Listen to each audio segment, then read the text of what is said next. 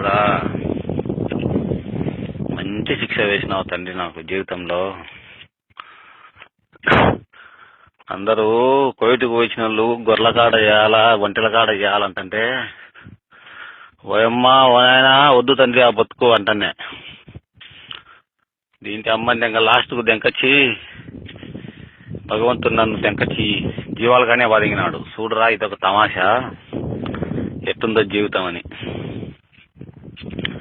పొద్దున పోవాలా సాయంత్రం పోవాలా, పొద్దున పోవాలా సాయంత్రం పోవాలా. ఆశరికి వచ్చంటే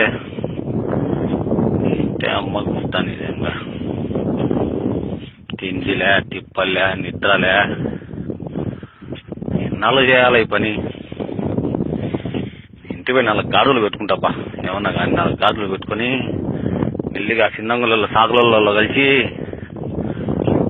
కొండకు పోతేనే 4 గాడులకు ఈ పక్క 2 మోపులు ఆ పక్క 2 మోపులు 4 2 8 మోపులు పుల్లలు వస్తాయి.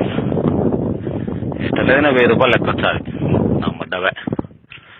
ఒక్కోటి 1000 రూపాయలు కానీ గాడిది తీసుకొని 4 గాడులు పెట్టుకుంటా లక్షణంగా. దాని అట్ట ఇట్ట పోయి తిప్పలాడుకొని వచ్చి కొండ పోనా వద్దు. ఆ చిన్నంగులకు ఫోన్ చేసి రమ్మంటారు. ఎప్పుడు పోయేది కొండకు పోతే సరిపోతుంటారు స్వామి. ఇంటే అమ్మ గుద్దని ఇంకా దినలాడ సాగుతావు దినలాడ మేపుతావు.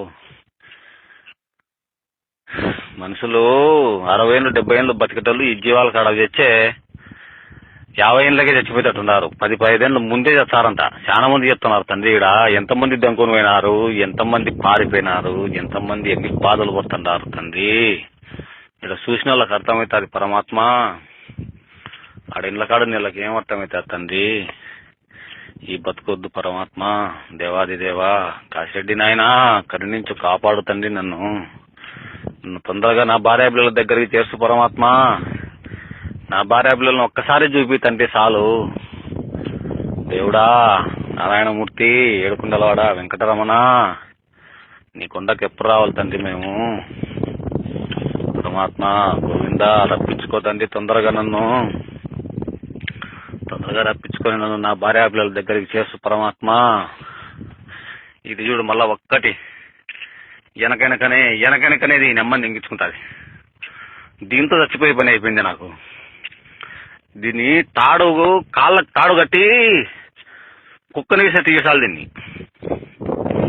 అప్పుడు సరిపోయేది పని ముఖం. దేవుడా తండ్రి పరమాత్మ ఎట్లా ఒకటి 2-3 నెలలు చేసుకుంటే మళ్ళీ ఇంటికి పోయినాక భగవంతుడు నాకు ఏదో దారి చూపించకుండా పోతాడా, నేను అప్పులు చేసుకోకుండా పోతానా తండ్రి. ఒక్కొక్క రూపాయి ఎగదెంగను తండ్రి. అందరికీ కడతా తండ్రి నేను లెక్క. ఒక్కరికి పుట్టిపోను తండ్రి పరమాత్మ. అందరి అప్పులు తీరుస్తా తండ్రి. దేవాది దేవా కాశిరెడ్డి నాయనా నుంచి కాపాడి నన్ను ఇల్లు చేస్తు పరమాత్మ. నిన్ను చేస్తుంది.